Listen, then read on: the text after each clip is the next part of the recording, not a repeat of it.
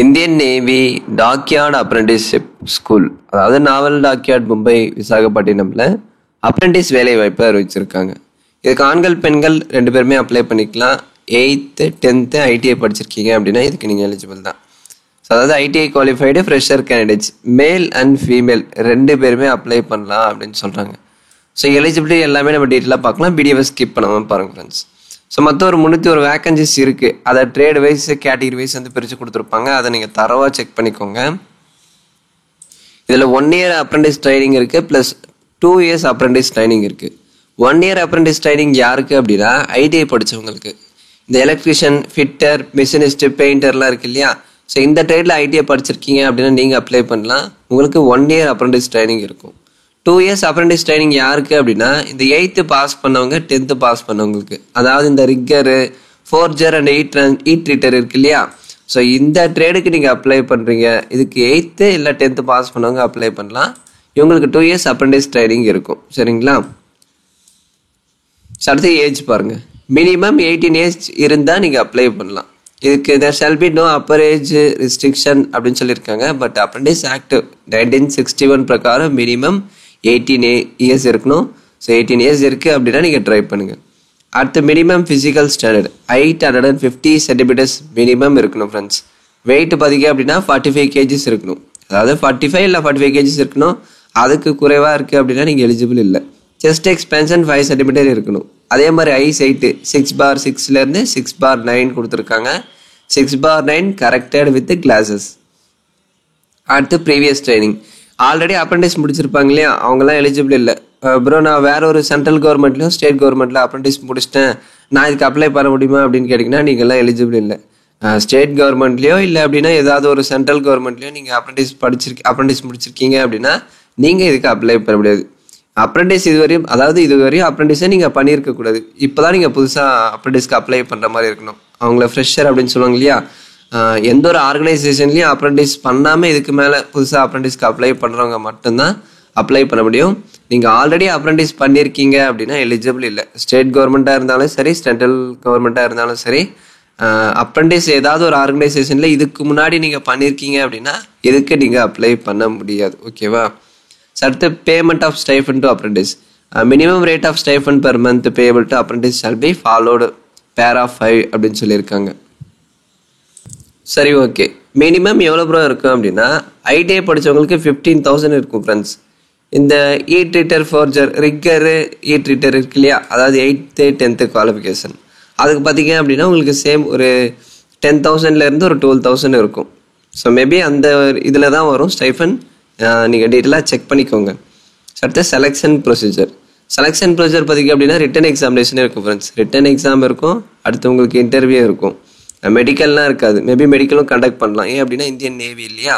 So Indian நேவிலே தான் நீங்கள் apprentice பண்ண போகிறீங்க. ரிட்டன் எக்ஸாம் இருக்கும். அடுத்து டாக்குமெண்ட் வெரிஃபிகேஷன், மெடிக்கல் எக்ஸாம்ஸும் கண்டக்ட் பண்ணுவாங்க.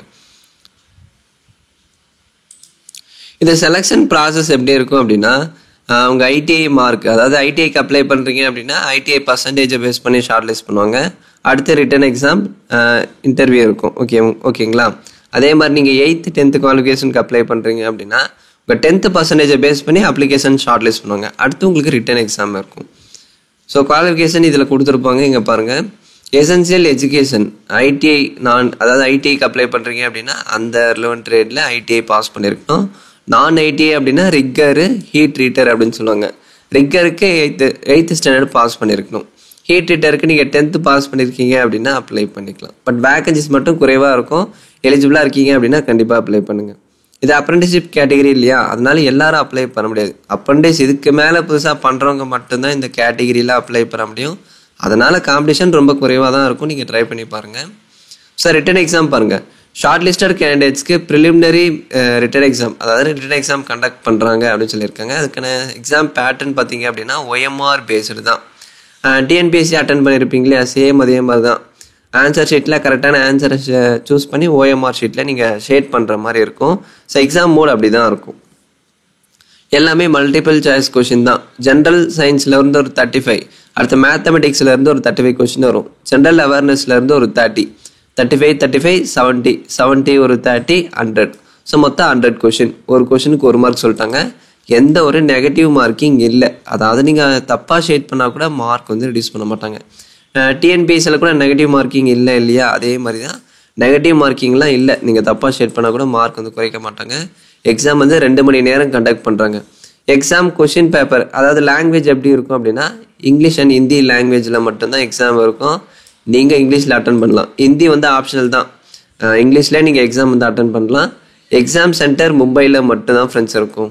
மும்பை லொக்கேஷனில் போயிட்டு தான் நீங்கள் எக்ஸாம் அட்டன் பண்ணுற மாதிரி இருக்கும். மே 2024, அதாவது வரக்கூடிய மே மாதம் மும்பையில் உங்களுக்கு மே மந்த்து எக்ஸாம் கண்டக்ட் பண்ண போகிறோம் அப்படின்னு சொல்லியிருக்காங்க. அதுக்கான டேட்டு, டைமு, வென்யூ இது எல்லாமே உங்கள் கால் லெட்டர், அட்மிட் கார்டில் இமெயில் ஐடி மூலிமா நாங்கள் இன்டிமேட் பண்ணுவோம் அப்படின்னு சொல்லியிருக்காங்க. அதாவது அப்ளை பண்ணுறப்ப நீங்கள் இமெயில் ஐடி, மொபைல் நம்பர் இதெல்லாமே கொடுத்து தான் ரிஜிஸ்டர் பண்ணுவீங்க இல்லையா. ஸோ உங்கள் ரிஜிஸ்டர்டு இமெயில் ஐடிக்கு கால் லெட்டர் நாங்கள் சென்ட் பண்ணுவோம் அப்படின்னு சொல்லியிருக்காங்க. அந்த கால் லெட்டரில் தான் உங்கள் எக்ஸாம் டேட்டு, டைமிங்கு, எந்த லொக்கேஷனில் கண்டக்ட் பண்ணுறாங்க அது எல்லாமே டீட்டெயிலாக இருக்கும். அந்த அட்மிட் கார்டு அப்டேட் வரும்போது நம்ம சேனலில் கண்டிப்பாக இன்ஃபார்ம் பண்ணுறேன் friends. So written exam clear பண்ணிட்டீங்க அப்படின்னா இன்டர்வியூ கண்டக்ட் பண்ணுறாங்க. அதாவது ப்ரொவிஷ்னல் லிஸ்ட்டு, உங்கள் ரிட்டன் எக்ஸாமினேஷனை பேஸ் பண்ணி ஒரு ப்ரொவிஷ்னல் லிஸ்ட் வந்து ரெடி பண்ணுறாங்க. அதில் யார் வந்து செலக்ட் ஆகிருக்கீங்களோ அவங்களுக்கு அதே சேம் மும்பை லொக்கேஷனில் இன்டர்வியூ வந்து கண்டக்ட் பண்ணுறாங்க. ஸோ இன்டர்வியூ போகும்போது நீங்கள் என்னென்ன டாக்குமெண்ட்ஸ் எடுத்துகிட்டு போகணும் அப்படின்னா உங்கள் 10th mark sheet, ITI certificate, Aadhaar card, அடுத்து கேஸ்ட் சர்டிஃபிகேட்டு, டிசபிலிட்டி பிடபிள்யூடியாக இருக்கீங்க அப்படின்னா அதுக்கான சர்டிஃபிகேட்டு, எக்ஸ் சர்வீஸ் மேனாக இருக்கீங்க அப்படின்னா அதுக்கான சர்டிஃபிகேட்டு, அதாவது எக்ஸ் சர்வீஸ் மேன் கேட்டகிரியில். அடுத்து ஸ்போர்ட்ஸ் சர்டிஃபிகேட்டு, நீங்கள் காம்படிஷனில் ஏதாச்சும் வின் பண்ணியிருக்கீங்க, ஸ்போர்ட்ஸ் கேட்டகிரியாக இருக்கீங்க அப்படின்னா ஸ்போர்ட்ஸ் சர்டிஃபிகேட், ஓகேங்களா. அடுத்து oral test, final merit list வந்து ரிலீஸ் பண்ணுவாங்க ஃப்ரெண்ட்ஸ். அப்ளை பண்ணுறதுக்கான வெப்சைட் இதுதான், disapprenticeship.rect.india.in. இந்த வெப்சைட்டில் போயிட்டு தான் நீங்கள் இமெயில் ஐடி, மொபைல் நம்பர் அதெல்லாமே கொடுத்து ரெஜிஸ்டர் பண்ணிட்டு அதுக்கடுத்து நீங்கள் அப்ளை பண்ணுற மாதிரி இருக்கும். ஃபைனலாக மெடிக்கல் எக்ஸாமினேஷன்ஸ் இருக்கும் ஃப்ரெண்ட்ஸ். ட்ரைனிங் வந்து ஜூலை 2024 அப்ரெண்டிஸ் ட்ரைனிங் ஸ்டார்ட் பண்ணுறதா சொல்லியிருக்காங்க. ட்ராவல் எக்ஸ்பென்சஸ் அதெல்லாம் எதுவுமே இல்லை. அதாவது நீங்கள் மும்பை லொக்கேஷனில் போயிட்டு தான் எக்ஸாம், இன்டர்வியூ இது எல்லாமே அட்டன் பண்ண போகிறீங்க. போகிற செலவு எல்லாமே உங்களோட இதுதான். அவங்க எந்த ஒரு எக்ஸ்பென்சஸும் உங்களுக்கு தர மாட்டாங்க. ட்ராவலிங் அலவன்ஸ் அதெல்லாம் எதுவுமே இல்லை.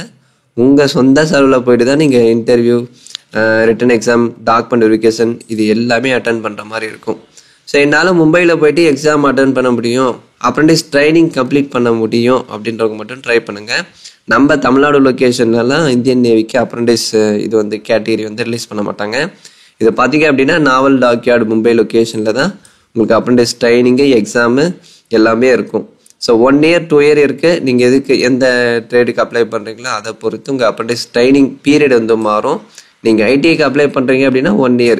இதுவே நீங்கள் ரிக்கரு, இந்த heat treated 8th 10th குவாலிஃபிகேஷனுக்கு apply பண்ணுறீங்க அப்படின்னா 2 years இருக்கும். ஸோ இன்ட்ரெஸ்டடாக இருந்தால் ட்ரை பண்ணி பாருங்கள். இந்த சர்டிஃபிகேட் ஃபியூச்சரில் உங்களுக்கு ரொம்ப யூஸ்ஃபுல்லாக இருக்கும் ஃப்ரெண்ட்ஸ். மேற்கொண்டு உங்களுக்கு டவுட்ஸ் இருக்குது அப்படின்னா கமெண்ட்ஸில் கேளுங்க. தேங்க்ஸ் ஃபார் வாட்சிங்.